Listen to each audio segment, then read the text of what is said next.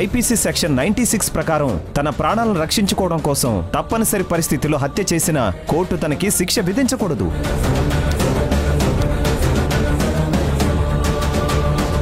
శ్రీవల్లి గారు, మీ భర్త మిమ్మల్ని కారులో తీసుకెళ్లేటప్పుడు మీకు రూట్ తెలుసు కదా? లాయర్ ఆఫీస్కి వెళ్ళట్లేదని మీకు తెలిసే ఉంటుంది కదా? ఆ ప్లేస్కి వెళ్లే వరకు నా ఆలోచన అంతా వేరే దాని మీద ఉంది.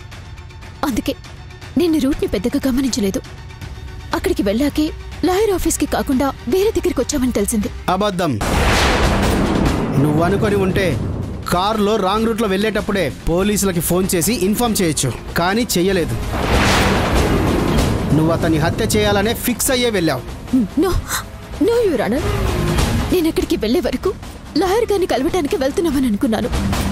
తీరా వెళ్ళాక అతని ఉద్దేశం నాకు చెప్పాడు.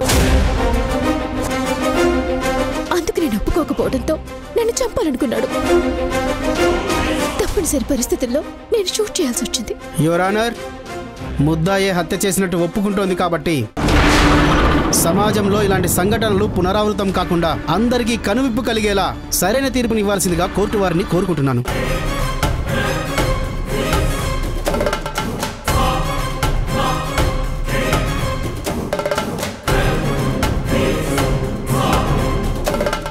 వాదోపవాదాలు విన్న తర్వాత శ్రీవల్లి ఒక మనిషి చావుకి కారణమైంది కాబట్టి ఆమెకు మరణశిక్ష విధిస్తున్నాను. అలా జరగకూడదు. నా శ్రీవల్లికి శిక్ష పడకూడదు. ఏమైంది సీత? మన శ్రీవల్లికి ఉరి శిక్ష పడిందండి. తనని కాపాడుకోలేకపోయావు. సీత, ఏం మాట్లాడుతున్నావు? శ్రీవల్లికి ఉరి శిక్ష పడ్డం ఏంటి? ఒకసారి అటు చూడు.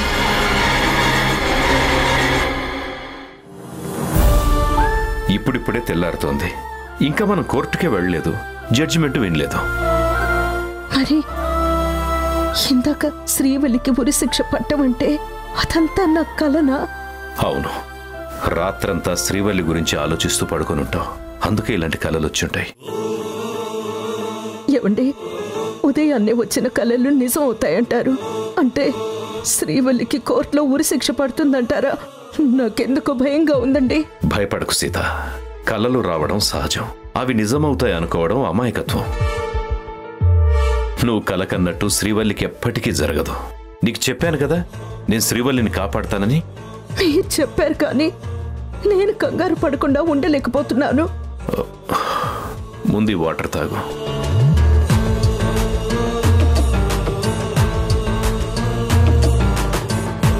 ఈరోజు కోర్టులో మనమే గెలుస్తాం. నేను ఈవినింగ్ శ్రీవల్లిని తీసుకుని ఇంటికి వచ్చేస్తాను. నీ మనసులో ఎటువంటి ఆలోచనలు పెట్టుకోకుండా నేను చెప్పింది మాత్రమే గుర్తుపెట్టుకో, సరేనా?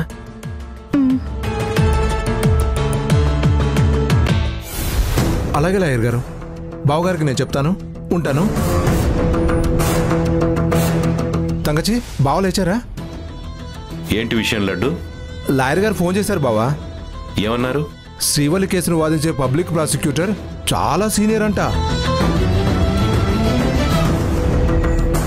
అయినా కూడా భయపడాల్సింది ఏమీ లేదు, కేసు మనమే వినవుతామని చెప్పారు.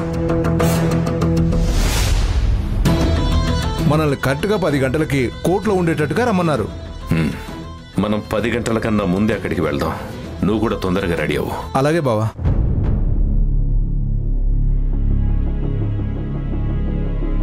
సీత, ఇంకా ఏం ఆలోచిస్తున్నావు? శ్రీవల్లికి నిజంగానే శిక్ష పడదు కదండి.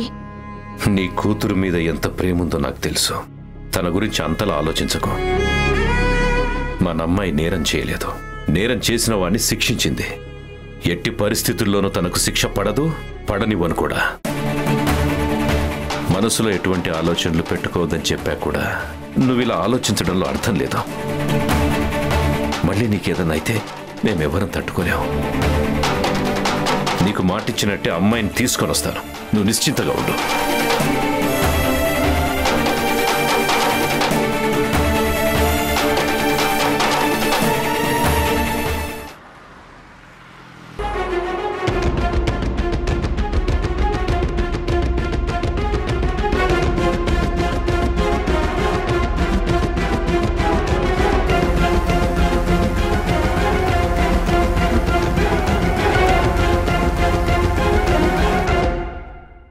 అంతా క్లియర్గా ఉంది. కోర్టులో సబ్మిట్ చేయాలి. వెళ్ళి జీప్ రెడీగా పెట్టండి. Okay madam. Constables, yes madam. శ్రీవల్లిని కోర్టులో సబ్మిట్ చేయాలి. తనని తీసుకురండి. అలాగే.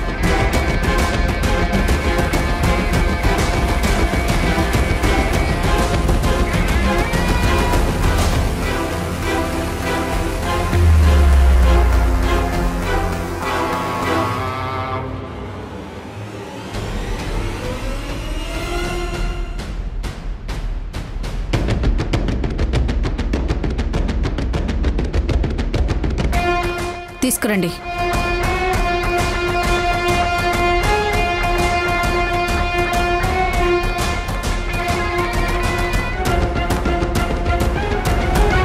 జీప్ ఎక్కించండి. శ్రీవల్లి గారు, మీరు మీ భర్తని ఆత్మరక్షణ కోసం మర్డర్ చేశారా లేక వాంటెడ్గా మర్డర్ చేశారా? మీ భర్తని చంపడం మీరు కరెక్ట్ అని అనుకుంటున్నారా? మీ భర్త చనిపోవడం వల్ల ఇప్పుడు ఎలా ఫీల్ అవుతున్నారు?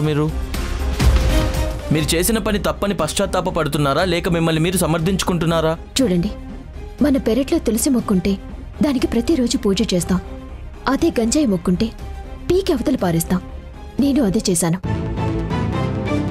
త్రిదేవ్ని చంపటం తప్పు అని నేను ఫీల్ అవ్వటం లేదు. నిజం చెప్పాలంటే ఒక దుర్మార్గుణ్ణి నా చేతులతో శిక్షించినందుకు గర్వపడుతున్నాను. అంటే భార్యాభర్తల మధ్య మనస్పర్ధలు వచ్చినంత మాత్రాన చంపడమేనా పరిష్కారం? ఇదేనా మీరు సాటి ఆడవాళ్ళకిచ్చే సందేశం? చట్టాన్ని చేతుల్లోకి తీసుకోమని నేను చెప్పడం లేదు. నా పరిస్థితికి అనుకూలంగా నేను అలా చేయాల్సి వచ్చింది. అవన్నీ నేను కోర్టుకు వివరిస్తాను. అది కాదండి, ఒక మనిషిని దారుణంగా చంపి ఇంత ధైర్యంగా ఉన్నారంటే మీ నాన్న మిమ్మల్ని కాపాడతారనే ధైర్యమే కదా.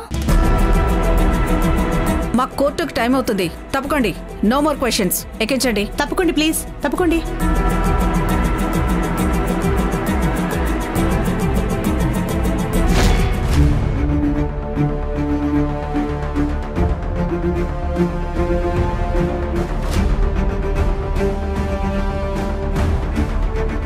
శ్రీవల్ని ఇంకా తీసుకొచ్చినట్లేరు బావా.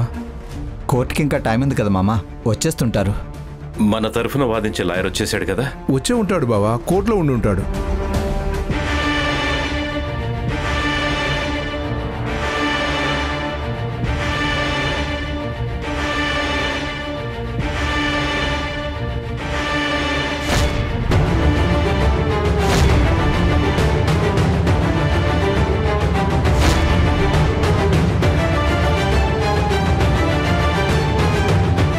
Srivalli, sorry sir. ఇప్పుడు తనతో ఎవరూ మాట్లాడకూడదు. కోర్టు హీరింగ్ అయిపోయిన తర్వాత విజిటింగ్ హౌస్లో వచ్చి కలవండి. ఒక్క మాట మాట్లాడిపోతాం ఎస్ఐ గారు. అమ్మ శ్రీవల్లి, నువ్వేం భయపడకు. లాయర్ గారితో నేనంతా మాట్లాడాను. వాళ్ళు చూసుకుంటారు. అవును శ్రీవల్లి, నువ్వేం కంగారు పడుకో. ఈరోజు కేసు మనమే విన్ అవుతాం. నిన్ను మాతో పాటు ఇంటికి తీసుకువెళ్తాం, సరేనా? చూడు శ్రీవల్లి, నువ్వు ఎలాంటి తప్పు చేయలేదు. నీకు ఎలాంటి శిక్ష పడదు. నువ్వు మంచి చేయాలనుకున్నావు. నీకు ఎప్పటికీ చెడు జరగదు శ్రీవల్లి. మేమంతా ఎప్పుడు నీకు అండగా ఉంటాం.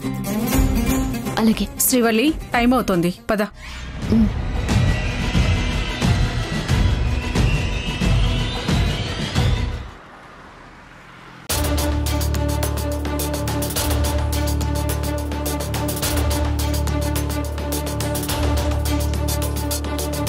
Prosecutor, you can proceed. Your honour, భారతదేశ సంస్కృతిలో భార్యాభర్తల బంధానికి ఎంతో ప్రాముఖ్యత ఉంది. ఇతర దేశాలు సైతం మన దేశ వైవాహిక సాంప్రదాయాన్ని గొప్పగా చూస్తాయి.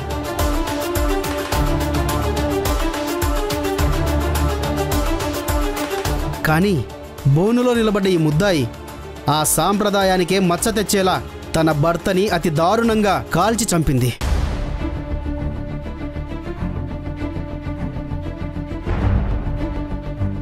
ఆవిడని విచారించడానికి అనుమతి ఇవ్వాల్సిందిగా కోరుతున్నాను. ప్రొసీడ్. మే 22వ తారీఖున రాత్రి 9-10 గంటల మధ్యలో సిటీకి దూరంగా ఉన్న శివారు ప్రాంతంలో నీ భర్తని కాల్చి చంపావు, అవునా? అవును. అంటే నేరం చేశావని నీ అంతట నువ్వే ఒప్పుకుంటున్నావన్నమాట. నా భర్తని కాల్చానని ఒప్పుకుంటున్నాను, కానీ నేరం చేశానని ఒప్పుకోవట్లేదు. అంటే ఒక మనిషిని చంపడం నేరం కాదు, ఘనకార్యం అంటున్నావా? అవును. Note this point your honour.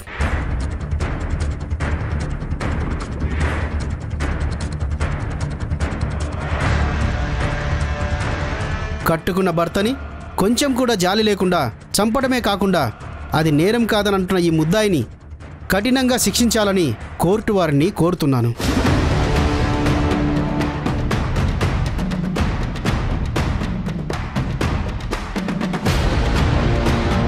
Objection your honour.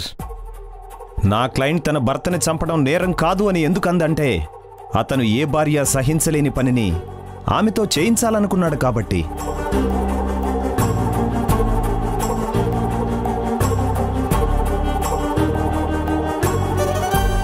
ఏ స్త్రీ అయినా తన ప్రాణం కన్నా శీలమే గొప్పదని భావిస్తుంది. కానీ తన భర్త వేరొక వ్యక్తితో బలవంతంగా తన్ను పడుకోబెట్టాలని చూశాడు.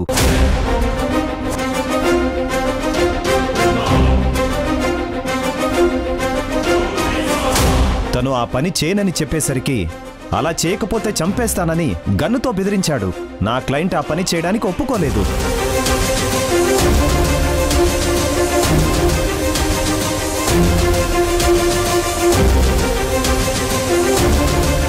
చివరికి నా క్లయింట్ మీద వాళ్ళు బలవంతంగా అత్యాచారం చేయబోతే తప్పనిసరి పరిస్థితిలో తన ప్రాణాన్ని శీలాన్ని కాపాడుకోవడం కోసం అతడిని ఎదిరించి పోరాడింది.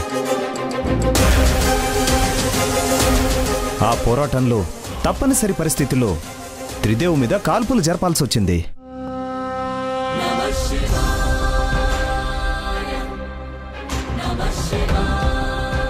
ఆ సమయంలో తను చంపింది తన భర్తని కాదు యువర్ ఆనర్, ఒక దుర్మార్గుడిని, ఒక రాక్షసుణ్ణి.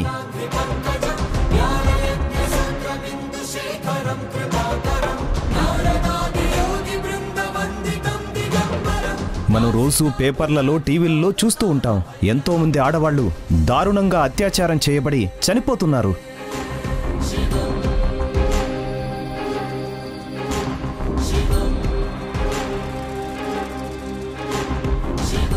కానీ నా క్లయింట్ ధైర్యంతో వాళ్ళని ఎదిరించింది. అందుకు మనం తన్ని అభినందించాలి. ప్రతి స్త్రీ తనలాగే ధైర్య సాహసంతో ఉండాలి. అప్పుడే మన దేశంలో ఆడవాళ్ల మీద జరుగుతున్న అఘాయిత్యాలు తగ్గుతాయని నా అభిప్రాయం.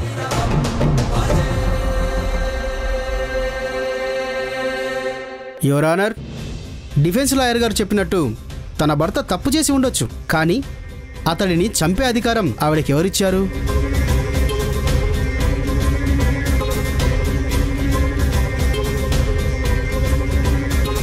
ఒక మనిషి తప్పు చేస్తే తనని శిక్షించడానికి చట్టాలు, కోర్టులు ఉన్నాయి.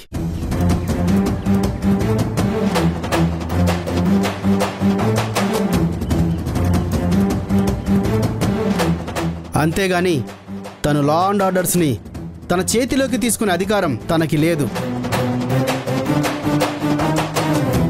యువర్ ఆనర్, ఒక మనిషి తన ప్రాణం కాపాడుకోవటం కోసం తప్పు చేయొచ్చు. అత్యవసర పరిస్థితిలో తనని రక్షించుకోవడం కోసం ఒకరి ప్రాణం కూడా తీయొచ్చు. అది మన న్యాయశాస్త్రంలో ఐపీసీ సెక్షన్ 96లో ఉంది. శ్రీవల్లి గారు, మీకు పెళ్ళి ఎన్ని సంవత్సరాలైంది? ఒక 1 year అవుతుంది. మీరు మీ ఆయన్ని ఇష్టపడే వివాహం చేసుకున్నారా? Objection your honour. ప్రాసిక్యూటర్ గారు కేసుని తప్పుదోవ పట్టించాలని చూస్తున్నారు. నో యువర్ ఆనర్, నేను కేసుకు సంబంధించిన విషయాలే అడుగుతున్నాను. Objection over ruled. Thank you your honour. చెప్పండి, మీరు మీ ఆయన్ని ఇష్టపడి పెళ్లి చేసుకున్నారా? మా పెళ్లి అనుకోకుండా సడన్ గా జరిగింది. నేను అడిగిన దానికి మీరు సమాధానం చెప్పలేదు. మీకు ఈ పెళ్లి ఇష్టమా కాదా అని అడిగాను. ఇష్టం లేదు. మీ భర్త అంటే మీకు ముందు నుంచే ఇష్టం లేదన్నమాట. Note this point your honour.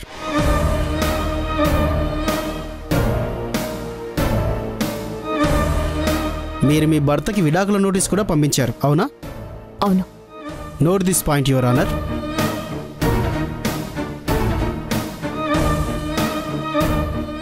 ముద్దాయి చెప్పిన సమాధానాలను బట్టి చూస్తే ఆమెకి భర్త అంటే ఇష్టం లేదని, అతనంటే కోపం ఉందని క్లియర్గా తెలుస్తుంది.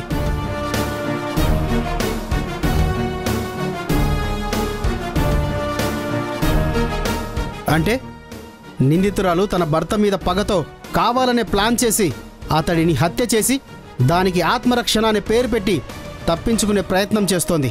నో యువర్ ఆనర్, నా క్లయింట్కి తన భర్త మీద ఎలాంటి పగ లేదు. అది మీరెలా చెప్పగలరు డిఫెన్స్ లాయర్ గారు? మీకెలా తెలుసు?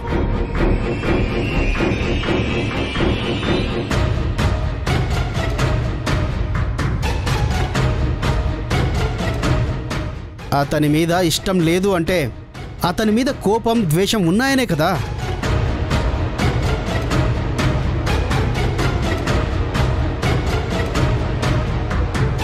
అలాంటప్పుడు అతడిని కావాలని చంపి ఉండే అవకాశం ఉంది కదా. నో యువర్ ఆనర్, నా క్లయింట్ తప్పని పరిస్థితిలో షూట్ చేసింది. వెంటనే తను పోలీసులకు ఫోన్ చేసి నేరం ఒప్పుకుని సరెండర్ అయిపోయింది. కావాలని హత్య చేస్తే తను ఎందుకు లొంగిపోతుంది? ఆత్మరక్షణ కోసం అతడిని చంపానని, కేసులో నుంచి ఈజీగా బయటపడొచ్చని తను లొంగిపోయి ఉండొచ్చు కదా.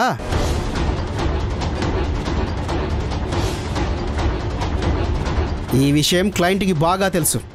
కావాలంటే నేను తన నోటితోనే చెప్పిస్తాను. శ్రీవల్లి గారు, మీరేం చదివారో చెప్తారా? LLB చదివాను. LLB గోల్డ్ మెడలిస్ట్ కూడా, అవునా? అవును. మీకు సెక్షన్ 96 గురించి తెలుసా? తెలుసు. That's all your honour. Your honour, నా క్లయింట్ తన భర్త వల్ల ఎప్పుడూ ఆనందం పొందలేదు అనేది నిజమే. తను అంటే ఇష్టం లేదు అనేది నిజమే. కానీ తన భర్త మీద పగతో తనని చంపింది అనటం నిజం కాదు.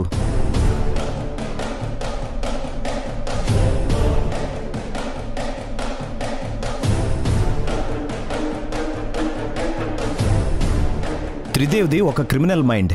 తనెప్పుడు కోదండరామయ్య ప్రాపర్టీని కొట్టేద్దామన్న ఆలోచనలోనే ఉన్నాడు.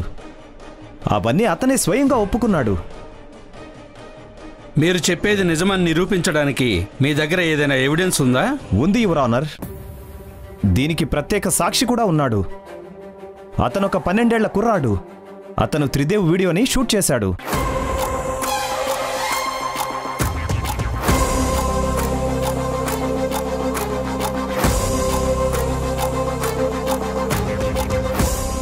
దినేష్, నాన్న,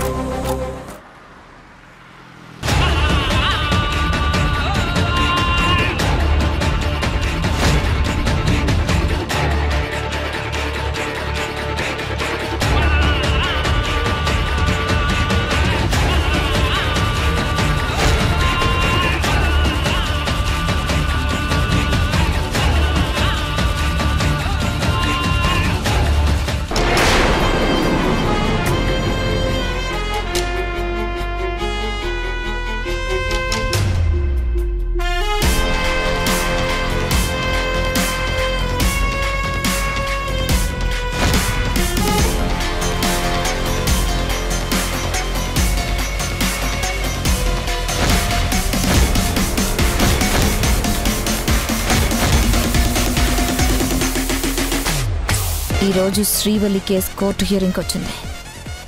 ఆ కోదండరామయ్య, దినేష్ వాళ్ళు ఇప్పుడు కోర్టు రూమ్లోనే ఉంటారు. కోదండరామయ్య, నీకున్న డబ్బు, నీ పలుకుబడిని ఉపయోగించి శ్రీవల్లిని రక్షించుకోవచ్చు. కాకపోతే దినేష్ని మాత్రం ఇంటికి తీసుకువెళ్ళలేవు. దినేష్ డెడ్ బాడీ మాత్రమే ఇంటికి వస్తుంది. శ్రీవల్లికి కోర్టులో ఇచ్చే తీర్పు గురించి నాకు పెద్దగా ఇంట్రెస్ట్ లేదు. నేను నా మైండ్లో మీకు ఎలాంటి శిక్షలు వేయాలో నిర్ణయించుకున్నాను కాబట్టి వెయిట్ చేస్తాను. మీరు కోర్ట్ రూమ్లో నుంచి బయటికి రాగానే ఈ రివాల్వర్తో దినేష్ గడి ప్రాణం తీస్తా.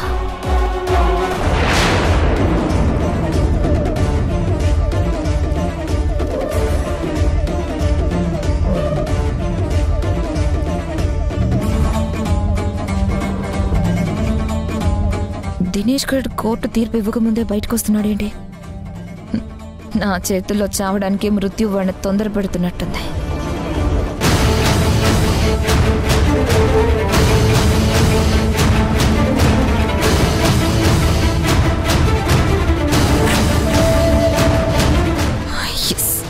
గురి కరెక్ట్గా కుదిరింది.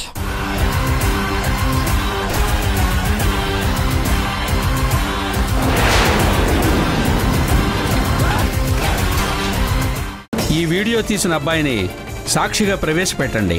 నవీన్ నవీన్ నవీన్ వదిన మీరు ఇక్కడున్నారేంటి? మేము అర్జెంటుగా కోర్టుకు వెళ్ళాలి, మీరు కూడా మాతో పాటు రండి. అలా చూస్తారేంటి వదిన? పదండి.